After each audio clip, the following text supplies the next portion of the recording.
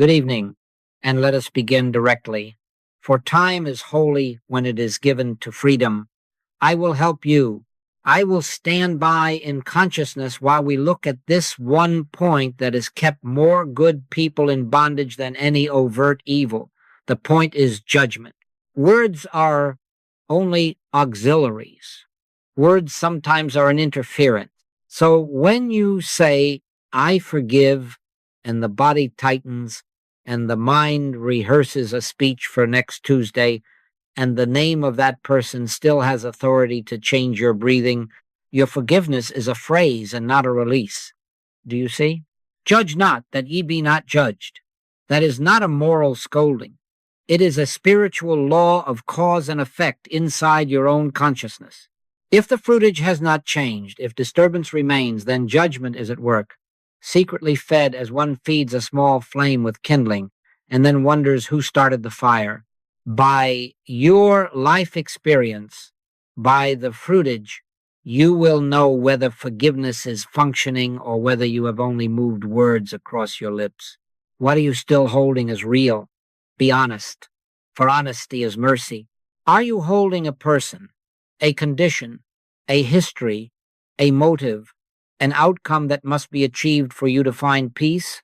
If you are keeping any one of these in your consciousness as a power to wound, power to bless, power to determine your wholeness, then judgment is living there, robed as justice, reciting statutes. But it is the arm of flesh, only the mesmerism that there are two powers. I and the Father are one is not a verse for Sunday. It is a state that leaves nothing outside God to rule you. Do you follow that? I am not asking you to be nice. Niceness has nothing to do with it. The aim is not to appear spiritual. The aim is to be free. There is a woman, I will tell you, who came and said, I have forgiven my sister, and she said it with her teeth. The very telling lifted the old scene again, and one could feel the trial begin, prosecutor and evidence and verdict, all within her own bloodstream. She had said, I forgive, but in the secret court of consciousness she had granted reality to a person and to an act, and then fastened her peace to the outcome of that unreality. Ye shall know the truth, and the truth shall make you free. Not feeling, not niceness, truth known, truth lived, truth that removes power from the appearance. Here is the disruptive word. Your forgiveness has failed because you have not yet withdrawn power from the picture. You still see a person, self-existent, a condition self-acting, a past permanent, and so the thought says, I forgive, but the vision says, this is real. It cannot work. Forgive, and ye shall be forgiven, means this. Release the judgment that establishes two powers, and the very law of your own being releases you. You are not forgiving as a superior, as if you were a little God handing mercy to a poor sinner. You are ceasing to feed the image that never had substance. When judgment ends, bondage ends with it. I will help you, and we will have two small words as pillars in our work, and we will rest there as and is, not yet to define them fully, only to know there is a ground where forgiveness is not an effort, not a strain, but the natural fruitage of seeing rightly. For now, take this. Forgiveness is not a statement, but an unseeing of the authority you gave to the appearance. Drop the gavel. Refuse the case. Behold the Lamb of God, which taketh away the sin of the world. How? By beholding what is of God, not of person. In that beholding, the need to judge dissolves, and with it, the chain on your heart. Do you see? Now we must come to the place where many of us have stumbled, and I include myself in the confession. Words are only auxiliaries. Words sometimes are an interference. Do you see? It is possible to speak so beautifully about forgiveness that you fence the pain outside the door and never let it be met within. You say, I forgive, and the phrase becomes a curtain, and behind the curtain, the scene is performed again with all the old actors, The body tells the truth, the breath tells the truth, the late night replay tells the truth. So we must be honest, not to condemn ourselves, but to cease the waste, because forgiveness is not proved by what you say, but by what no longer has power in your consciousness. There are two modes. One is verbal forgiveness, a declaration, sometimes needed to quiet the surface turmoil, but easily converted into performance. The other is realized forgiveness, a change of perception in which the very image that demanded judgment is seen as powerless, as the arm of flesh, nothingness. One is from the lips outward, the other is from the heart inward. Out of the abundance of the heart the mouth speaketh, said the Master. But the abundance must be realized, not rehearsed. Do you follow that? We do not shame ourselves for having used phrases. We simply stop making idols of them. Let your communication be, yea, yea, nay, nay, for whatsoever is more than these cometh of evil. Better a single silent turning within than a pageant of noble words that cover an active resentment. Better I will help you, said inwardly, to the Christ of your own being, than a lecture to your pain. For when words try to push pain away, they energize it. They confirm its reality. When words serve as gentle pointers and then fall away, the Spirit takes over. Be still and know that I am God. Be still, then know. Not talk, then know. Our discipline is simple and exacting.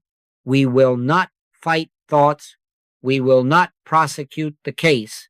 When the picture rises phrase, injury we stand by in consciousness and refuse it authority.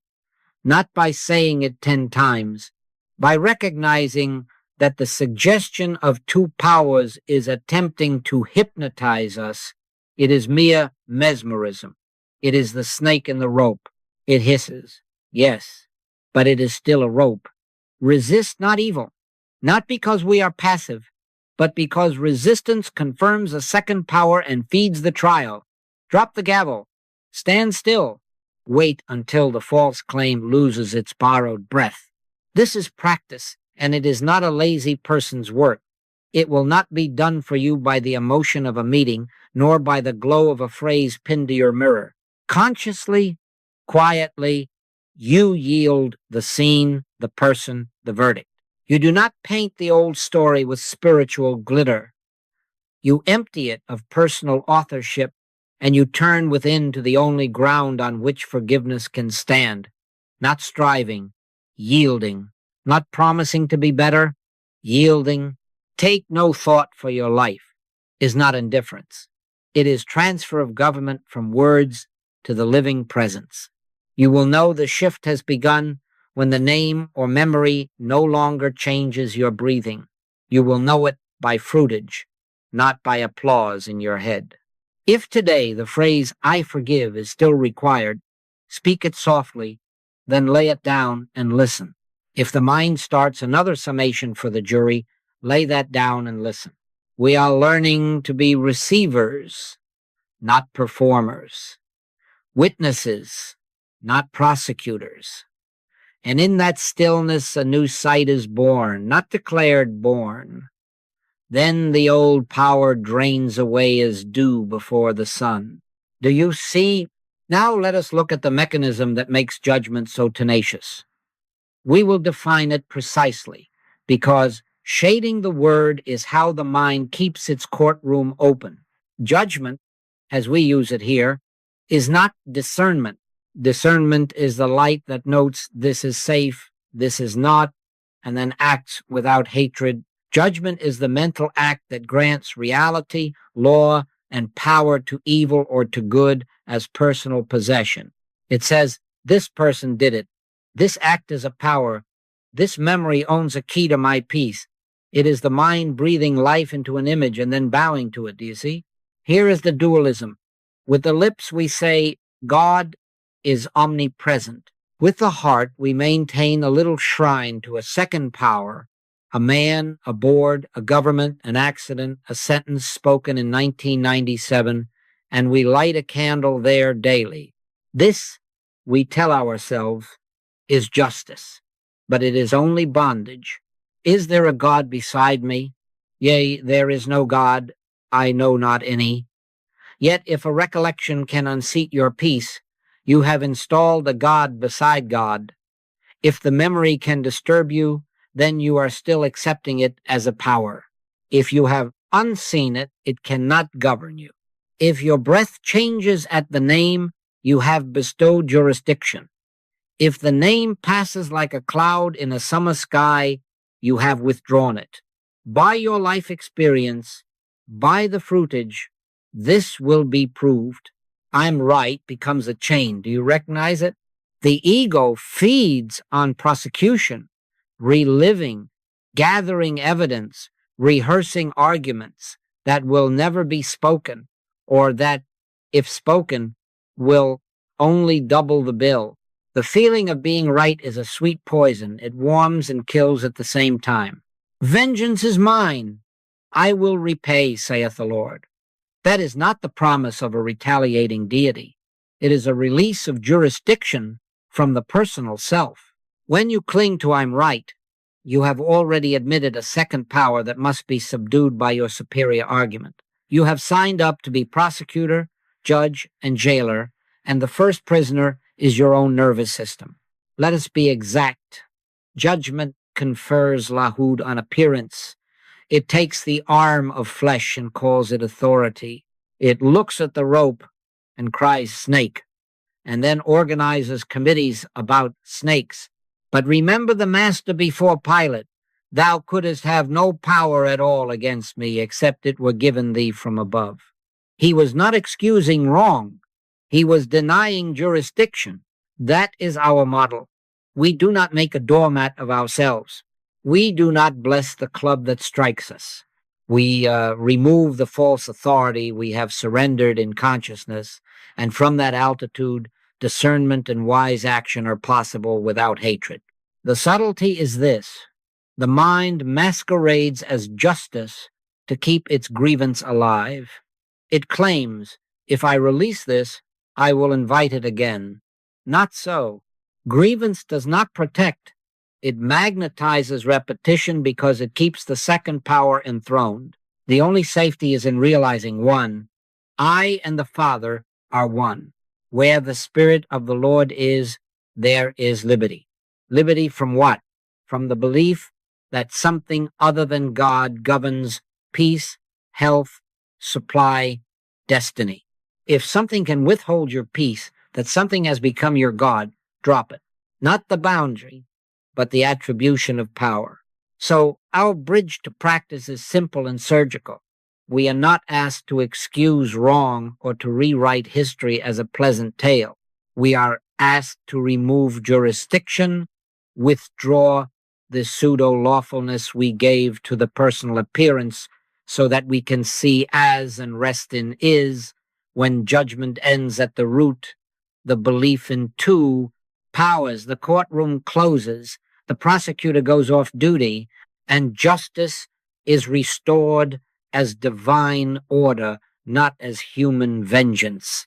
Then, if an act is to be taken, it will be taken without hatred, without self-justification, without the fever of I'm right. It will be taken as one acts when the snake is seen to be a rope, with calm, with clarity, with no need to teach the rope a lesson. Be still and know.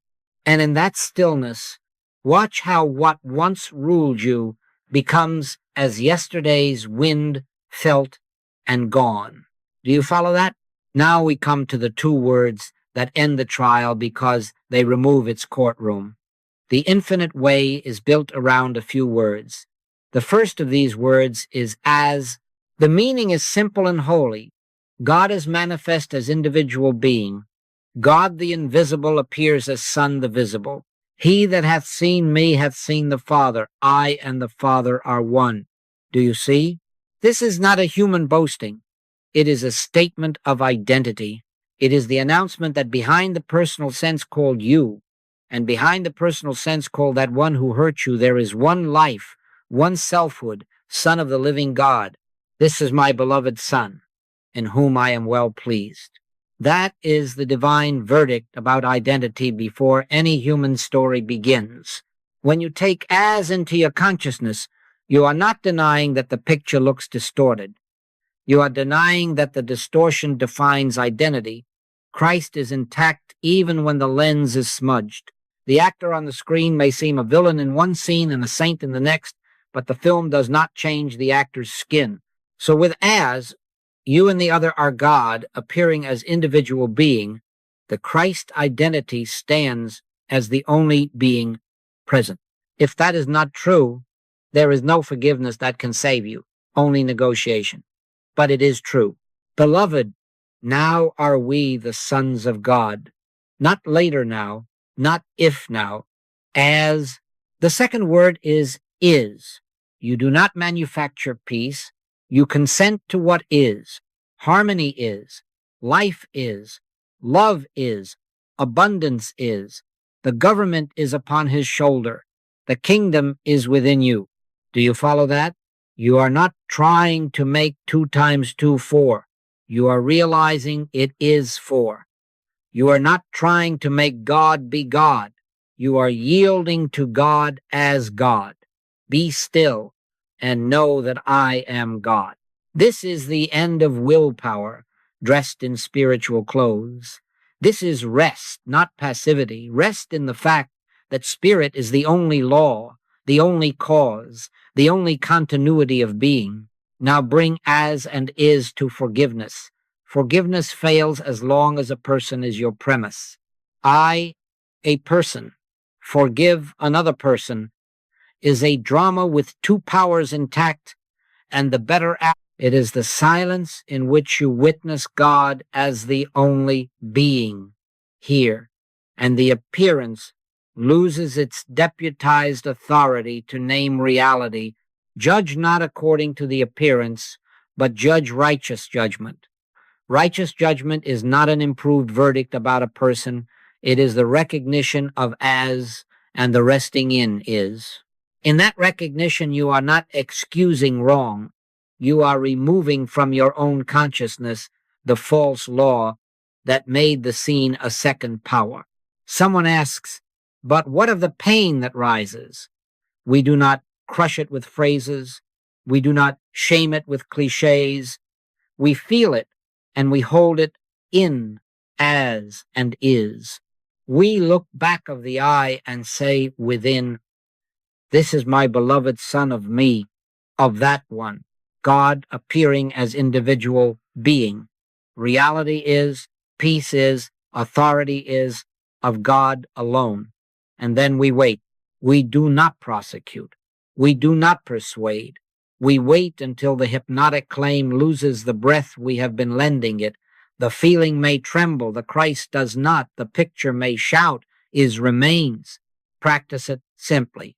When the name arises, do not say, I will try to forgive. Say nothing for a moment. Look, behold God, appearing as the only life there.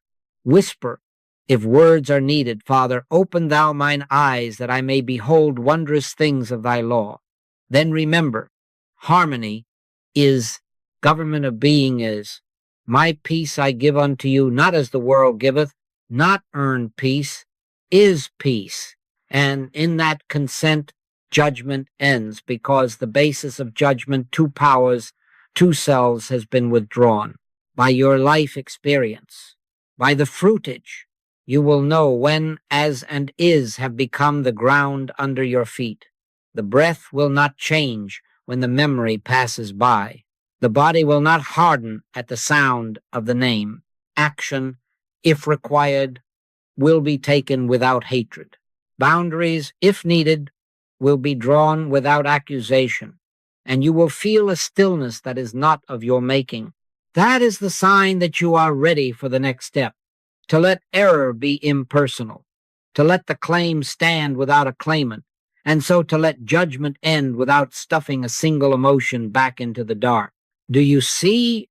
Now let us take this next step. because without it the mind will keep the courtroom open under a new name. Error has no person. Do you see?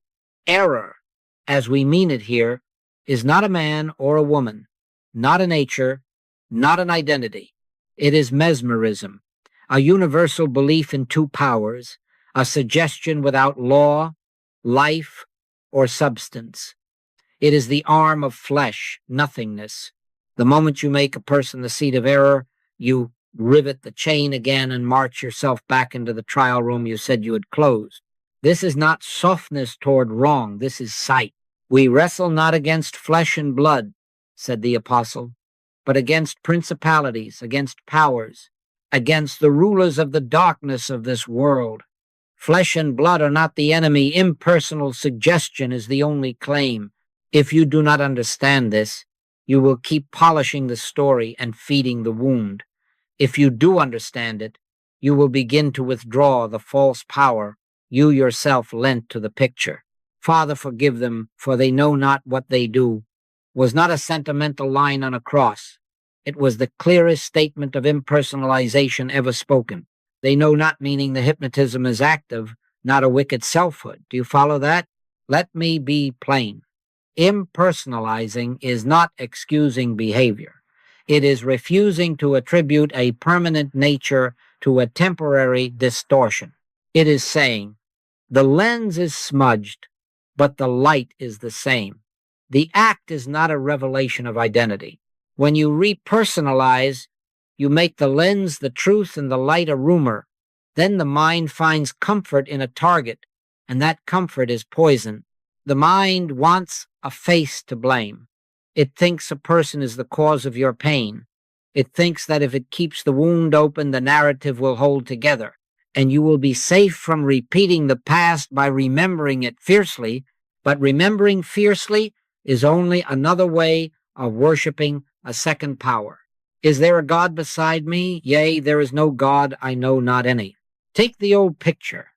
You walk in a dim room, and a shape on the floor startles you. A snake.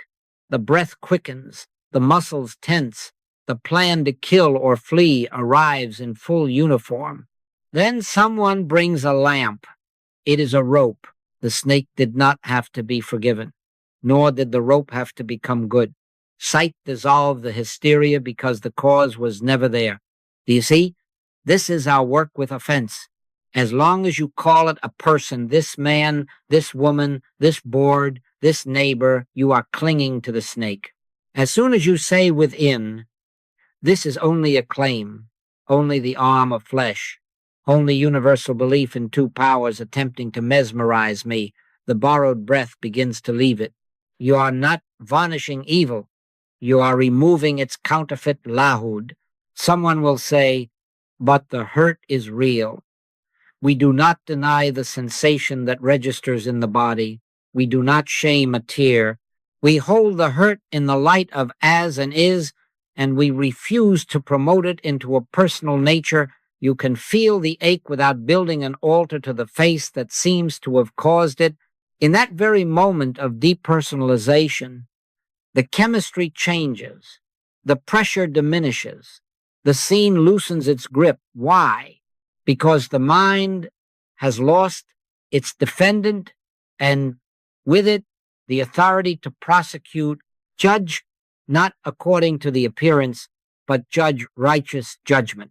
Righteous judgment releases the person from your false attribution and leaves only the Christ identity to behold and the hypnotic claim to dissolve by lack of host.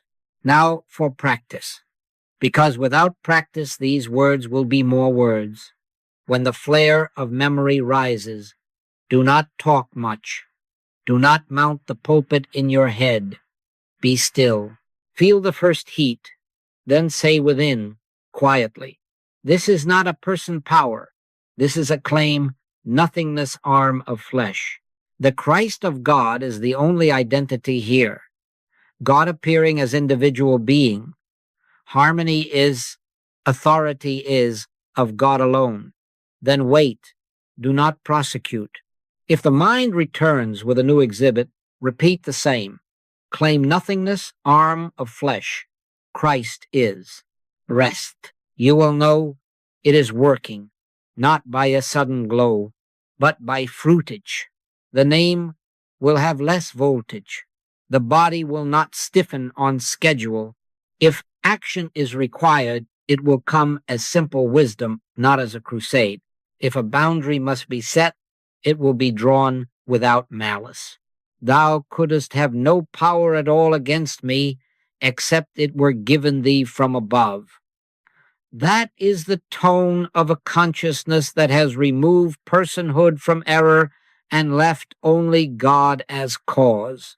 And in that tone, the unforgettable becomes forgettable, not by will, but by lack of substance.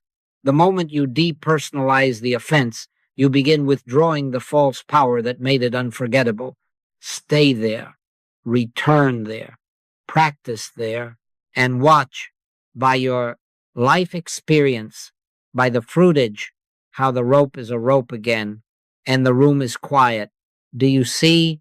Here is the shocking truth, and you will feel its edge only because it cuts the chain.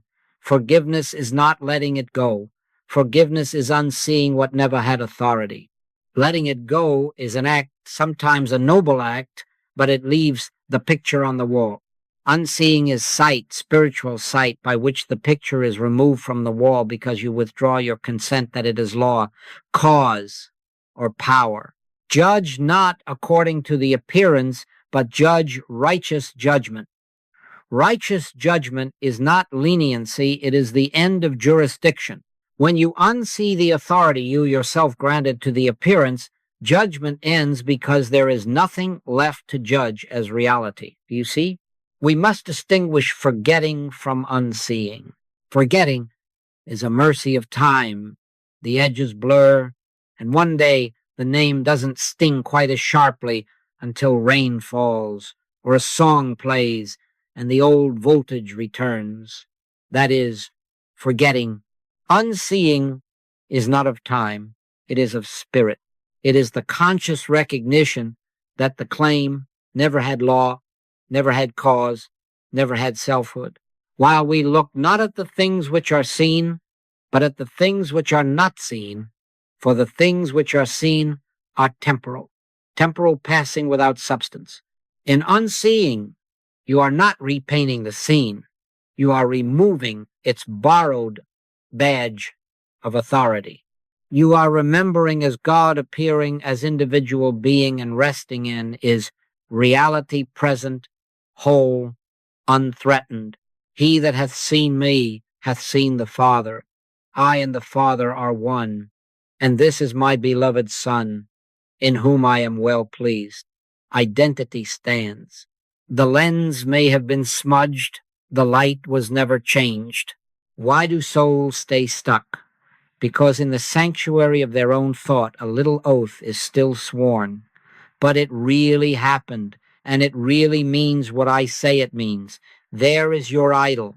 There the courtroom remains open. The words, I forgive, are spoken, but the verdict, it was a power over me, is cherished. You cannot keep the charge and have the peace. You cannot keep the verdict and call it forgiveness. No man can serve two masters.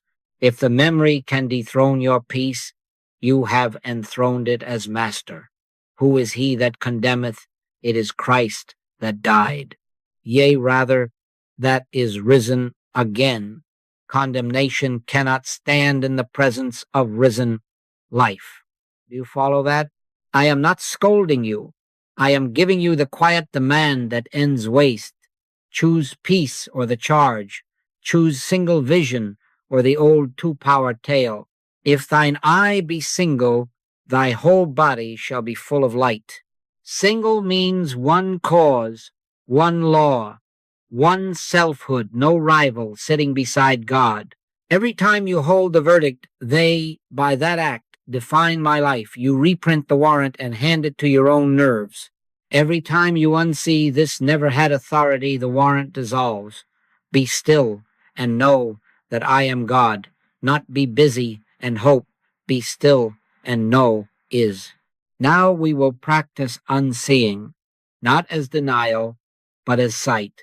Do not strain. Sit where you are. Bring the scene softly to mind, the face, the phrase, the moment. Let the first sensation arise. Do not correct it. Now, without drama, this is not a person power. This is only a claim, arm of flesh, nothingness, mesmerism. The Christ of God is the only identity here, God appearing as individual being. This is my beloved Son, of me, of that one. Harmony is, peace is, authority is, of God alone. Then be still. Do not prosecute. Do not rehearse, meaning, if a thought returns to shout, but it may answer once, no law, no person power, Christ is, then wait, listen behind the forehead. Thou couldst have no power at all against me, except it were given thee from above.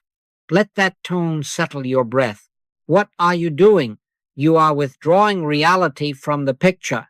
You are refusing to feed the hypnotic suggestion of two powers. You are not excusing behavior. You are removing its false jurisdiction over your being. If an outer action is required, it will arise as simple wisdom without malice. But right now, watch for fruitage. Does the name hold less voltage? Does the body loosen a little? If not, return gently. Not with effort, return to as and is. We do not push, we consent. We do not deny the past, we deny its present lahud. Stand still and see the salvation of the Lord. I will help you. Stand by in consciousness and unsee. Keep the eye single, and the light will do what light always does, make the rope a rope again, and the room quiet. Do you see? Now we will take the first movement of unseeing as practice. Sit as you are. Do not arrange yourself into holiness. Let the shoulders be as they are. Let the breath be as it is. Be still, and know that I am God. Not be busy and hope. Be still and know. Gently bring to mind the person or the scene. Do not hunt for it. Invite it to arise as a cloud drifts into view. Let the picture form, the voice sound, the phrase return. Do not correct it. Only watch. Now notice what the mind does. The instant the picture appears, it begins to build a case. Do you see? Images are laid out like photographs on a table. Phrases arrive. Remember when how she always, they meant. The body answers with its own testimony. A heat in the cheeks, a tightness in the jaw, a weight behind the eyes, a knot in the belly. This is the mechanics of judgment. The inner courtroom opens. The prosecutor rises, and exhibits are numbered for the jury of your nerves. Simply notice. No analysis, no argument, only witnessing. Here is the instruction, and it is minimal. Drop it. Not the memory by force. Drop the prosecution. Drop the gavel. Resist not evil. You are not to argue the facts, not to clean the picture, not to insist on better motives. You are to refuse the trial jurisdiction. Stand by in consciousness. Let the photographs lie where they are, but take from them the badge of authority. Say within, quietly, not a power, only a claim, arm of flesh, nothingness, and then be still.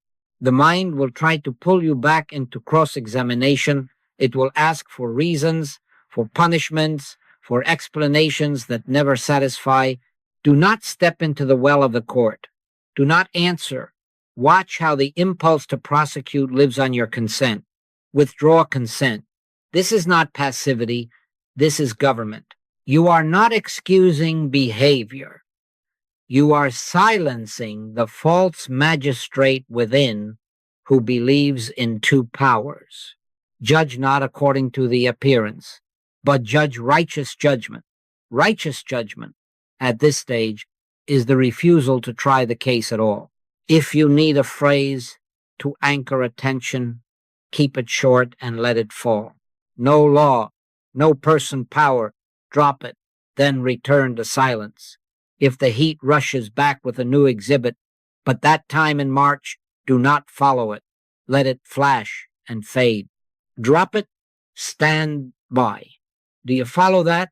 You are not winning an argument. You are ending a ritual. Each refusal is the removal of a brick from the courthouse of grievance. Now check for fruitage in the moment. By your life experience, by the fruitage, you will know if you are working or merely wishing. Is the breath 1 degree easier? Has the jaw softened even a fraction? Does the name carry less voltage than it did a minute ago? If so, authority is being withdrawn. Do not congratulate yourself. Do not narrate. Keep still and let the loosening continue. If there is no change, do not strain. Return to the same simplicity. Not a power, only a claim. Arm of flesh. Drop it. Wait. Be attentive to the mind's disguises. It will try to turn this into a moral victory. I am being the bigger person. Drop it. It will try to turn it into a lesson for the other. Someday they will see. Drop it. These are still trials under softer lighting. We are not here to win. We are here to end jurisdiction. Who is he that condemneth? It is Christ that died, yea, rather, that is risen again. Condemnation cannot stand where risen. Life is recognized as the only court. Hold to quiet. If tears come, let them come without speech. If a tremor passes through, let it pass without verdict. Refuse to add adjectives. Refuse to supply motives. Refuse to appoint a villain. The pictures may still flicker, but the projector has lost its current. In this very refusal, you are already unseeing authority. Freedom begins here when you stop prosecuting in consciousness and simply refuse to grant the picture authority. Stay 2 minutes more, if you will. Let the scene float, and you remain the witness who will not try the case. If a simple word of peace rises from within, peace, be still, accept it, then return to silence. When you are ready to open your eyes, do so without haste. Note again, breath, jaw, chest. If there is even a slight loosening, mark it. That is fruitage. That is the rope beginning to be a rope again. Practice this way often and briefly, and you will find that what once commanded your inner court now passes your doorstep without a hearing. Do you see? Now that you have refused to prosecute, we move from negation to recognition. You are not left in a clean emptiness. You are invited to behold what is, as and is, God appearing as individual being and reality present. Do you see? Close your eyes again for a moment. Let the same face arise, but this time you will not measure it by your ledger. You will not weigh deeds, count merits, or assign motives. You will look back of the eye behind the mental image to feel for presence, quiet, impersonal, intact presence. He that hath seen me hath seen the Father, not the personal history, not the mood of a day, but the Father as Son, God as individual being. Here is the simple witnessing phrase. Let it be short, let it be true, and let it be without sentiment. This is my beloved Son, in whom I am well pleased. Say it within, not to flatter a person, but to adjust sight to identity. This is my beloved Son of me, of that one. Then be still. We are not decorating the picture.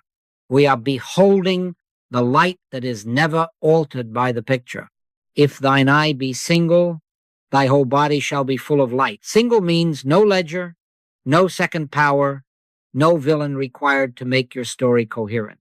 Only God appearing as individual being. Now notice the mind's impulse to balance the scales. Yes, but he has his good points too. Drop that. Unseeing human evil is not replacing it with human good. Both are entries in a personal ledger. Both live on the belief that the ledger bestows identity. We are stepping out of the ledger entirely.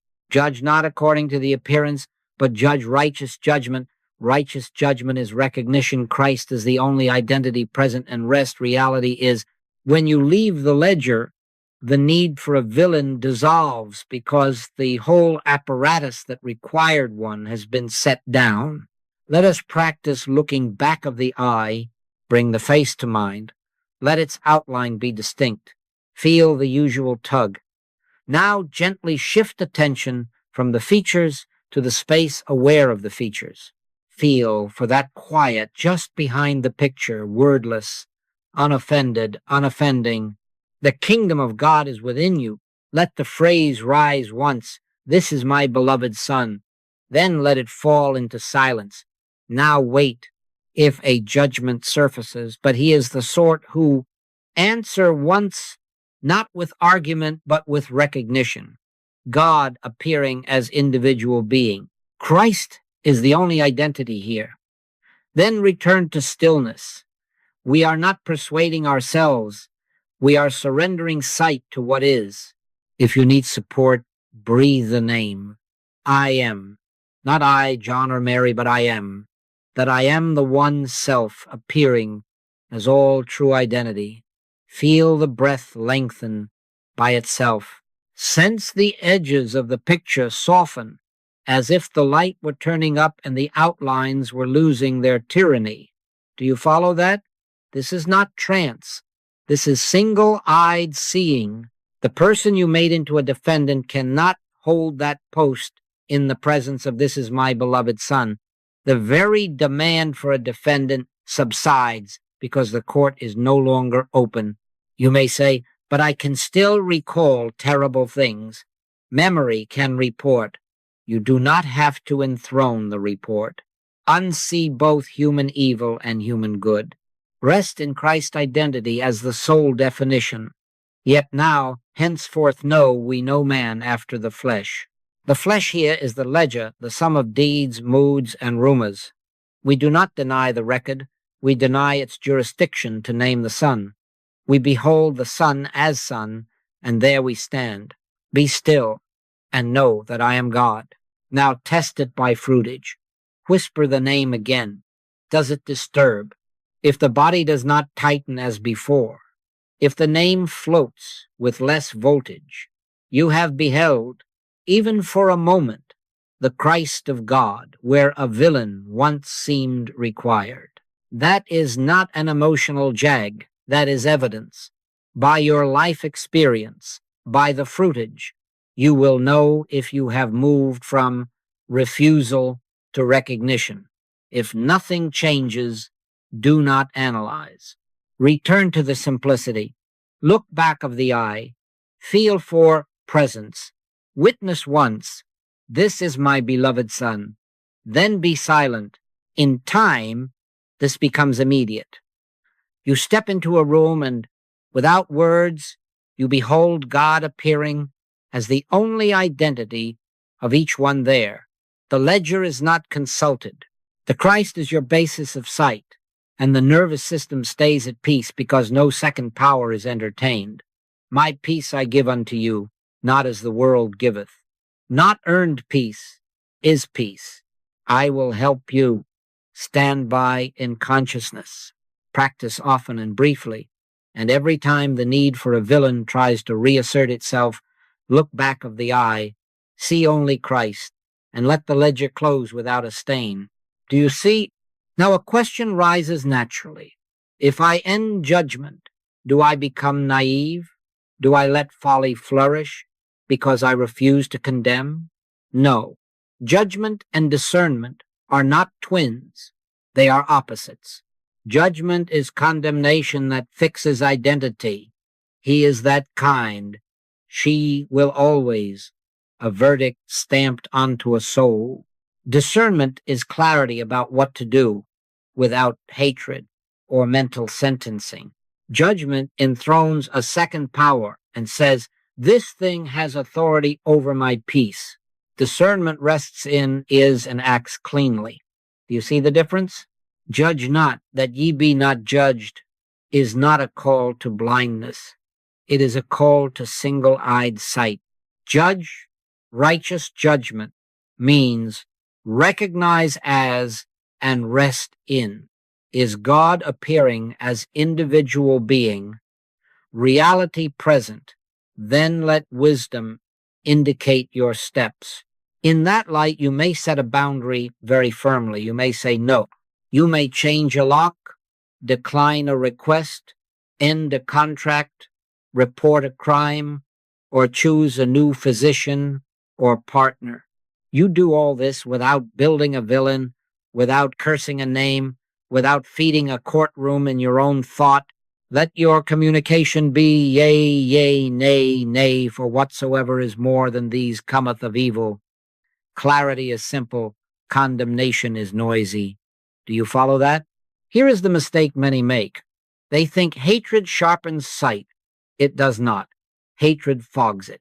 If thine eye be single, thy whole body shall be full of light. Single means one cause, one law, one selfhood. In that light, you see facts as they are. No embroidery, no romance, and you act as wisdom directs. You will be wise as serpents and harmless as doves. Wise, meaning you will not place yourself in harm's path.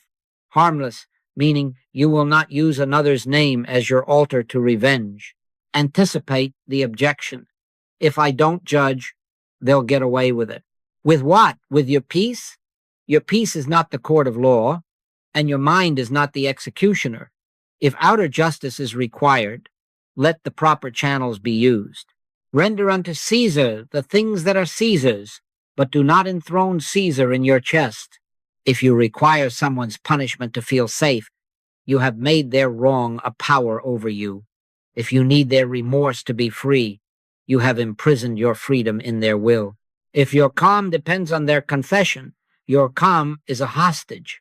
Thou couldst have no power at all against me, except it were given thee from above. Do you see?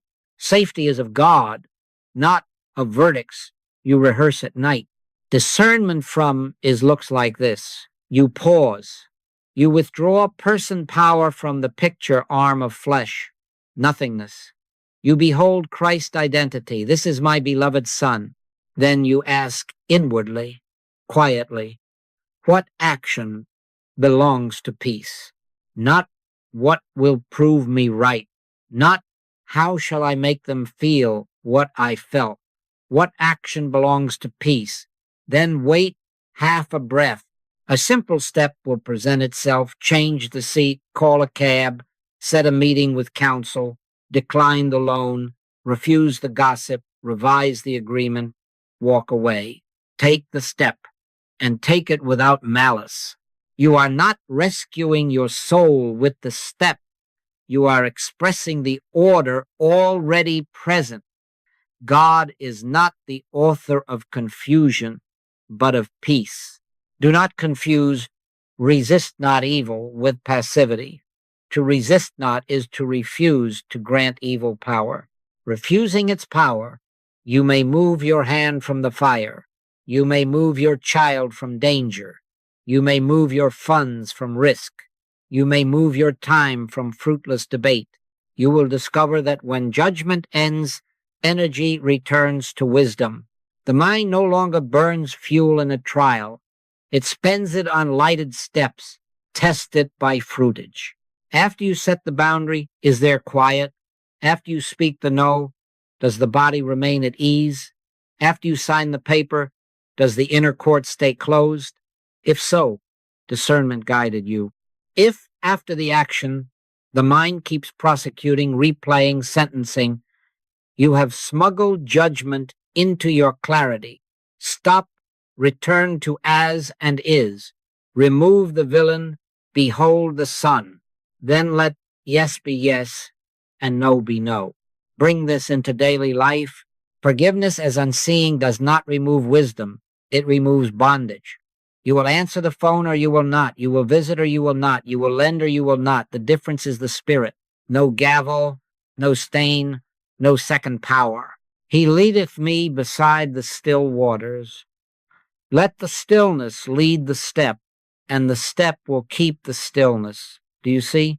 Now let us be honest enough to measure, not by tears, not by intensity, not by inspiring music that stirs the skin and leaves the root untouched, by your life experience, by the fruitage, by their fruits ye shall know them. If forgiveness is real, it will show, not in speeches or sighs, but in the fact that the disturbance has lost its authority. Do you see, when the memory arises and passes like any other cloud, when the name floats through and the body does not brace, when you do not find yourself rehearsing a courtroom speech in the shower, this is fruitage. When, without forcing it, you can wish the other well, not as a performance, not as a virtue to polish, but as a simple absence of malice. This is fruitage. When time returns to you, whole hours unspent on inner trials, this is fruitage. Let the peace of God rule in your hearts, not the gavel of your private justice. There are more markers. You discover you do not check their page, their place, their friends. The surveillance habit slips away. You do not construct imaginary scenes where you finally say the perfect line. You wake in the night and instead of that old rush of heat in the chest, there is quiet. When you meet them in a hallway or see their name in an inbox, you do what wisdom indicates, without a tremor, not naive, not guarded, simply clear. You set a boundary, and after setting it, the inner court does not reopen to replay the hearing. Your prayers become shorter and truer. This is my beloved son. Harmony is, and you move on to the next moment with energy in it, as if a leak had been sealed. That is fruitage. Beware the counterfeit. Spiritual bypassing looks like a calm face with a storm under the tongue. It says all the right words and thinks it has passed the test, but the nights betray it. The mind is still prosecuting, the body is still bracing, and the ledger is still being balanced in private. This will show itself as relapse, one message, one rumor, and the hostility pours back with proof in both hands. You will hear yourself say, I bless them, while measuring their remorse like a tax collector. That is not forgiveness. That is a truce with judgment. A double-minded man is unstable in all his ways. If on the surface there is serenity, but underneath there is a hum of accusation, be grateful for the symptom. It tells you where to work. Return immediately to impersonalization, arm of flesh, nothingness, and to recognition as and is. Let me give you a simple chain you can trust. If the problems are being quickly and easily solved in your consciousness, if, when a flare rises, you withdraw person power, behold Christ identity, and the flare subsides, then realization is present. If, after your boundary, the inner court remains closed and your breath stays even, realization is present. If you find yourself less and less interested in retelling the story, realization is present. But if the same scenario keeps you in litigation, if the case reopens every few hours under new language, if action is taken but venom remains, then forgiveness is not yet realized. Do not condemn yourself. Do not argue. Return to the practice. Depersonalize the offense. Withdraw authority from the appearance. Rest in as and is. Ye shall know the truth, and the truth shall make you free. You will not be made free by the noise of your declarations, but by the quiet of realized isness. There are outward evidences too. You make decisions faster, and they hold. You spend less time explaining yourself, more time expressing yourself. The nervous system is no longer drafted into wars that never end. You notice that humor returns, creativity returns. Simple pleasures, walking, making a meal, writing a note, are not interrupted by courtroom notices in the mind. You do not need compensation from life for what happened, because life, not the ledger, is once again your source. My grace is sufficient for thee, sufficient enough present. Do not expect all of this to arrive in a day. Fruit ripens by presence, not by pulling. So we practice and we watch.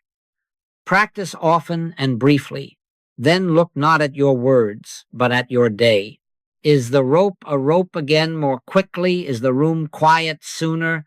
If yes, continue. If not, go back to the simplicity you already know works.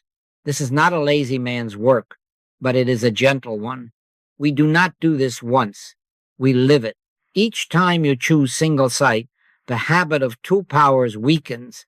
Each time you behold, this is my beloved Son, and rest in, is the need for a villain dissolves without fanfare.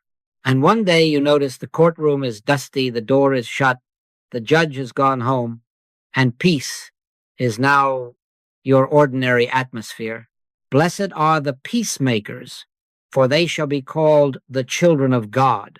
By your life experience, by the fruitage, do you see? We close with a daily discipline, because realization ripens by presence, not by accident. The movement is twofold. First, you prime the pump conscious knowing, the letter, the simple framework of as and is set squarely in your awareness. Then you enter receptivity, the listening ear where truth declares itself within and governs perception. Words are only auxiliaries. Words sometimes are an interference. But at the beginning, a few true words, rightly used, prepare the soil. Do you see? Upon waking, before touching the world, touch reality. 30 silent seconds will move a day. Consciously know. God is manifest as individual being, God appearing as me, as all true identity. I shall meet today. Then let the liturgy be minimal and sure. God is, harmony is, love is, omnipresence is, I am. Say it once, not to convince a fickle mind, but to remember the ground. Then be still, and know that I am God. Do not explain yourself to yourself. Know, then listen. At meals, the same. Pause, a breath, not a recital, a recognition.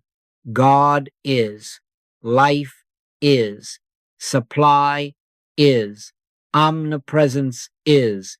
This is not blessing food so that it may become safe. This is acknowledging isness so that the mind may rest in the one who is forever the source. Then, silence. At the sight of money, coin in a pocket, a figure in an account, stop for a heartbeat. Abundance is not because of this number, not because of that paycheck. Abundance is as the nature of God, and God is appearing as individual being. Say it once, then let quiet finish the prayer. When the name appears on a screen, in a hallway, in a dream, do not rehearse the script, touch the framework. As this is my beloved Son, God appearing as individual being, is peace, is authority, is of God alone. Then silence. If the old current tries to rise, do not argue, drop it. Return once to the minimal liturgy, no person, power, arm of flesh, nothingness, Christ is. Then listen. If thine eye be single, thy whole body shall be full of light. Your work is the singleness, the light does the rest. Now, what is this listening? It is not strain. It is not hunting a voice. It feels like a softening, where the forehead tightens, like a space between thoughts, where verdicts used to crowd, like the body remembering to breathe. Often it is only an absence. The compulsion to judge has thinned. Sometimes a phrase rises unforced, quiet as dew. Peace be still. Or, this is my beloved Son. You do not make it, it is given. Faith cometh by hearing, not the hearing of ears, the inner hearing that leaves you more able to love and less interested in prosecuting yesterday. Do you follow that? When listening becomes your major activity, forgiveness is no longer attempted, it is lived. You find that judgment ends before it forms, as if a door had been quietly locked from the inside. I live, yet not I, but Christ liveth in me. The Christ mind begins to govern sight. You look upon the same world and see another order in it. A new interpretation is imparted. This too is within God. This too has no person power. This too is subject to the one law of is. And so actions arise without malice. Yes, where yes belongs, no where no belongs, while the inner court stays closed. Establish a pattern and let it be gentle, frequent, brief. Upon waking, no, then listen. At meals, no, then listen. When money appears, no, then listen. When the name appears, no, then listen. Before sleep, no, then listen. Let the liturgy remain small. God is, harmony is, love is, omnipresence is, and let the silence be large. Let the peace of God rule in your hearts. Rule, not visit. You will measure the shift not by fervor, but by fruitage.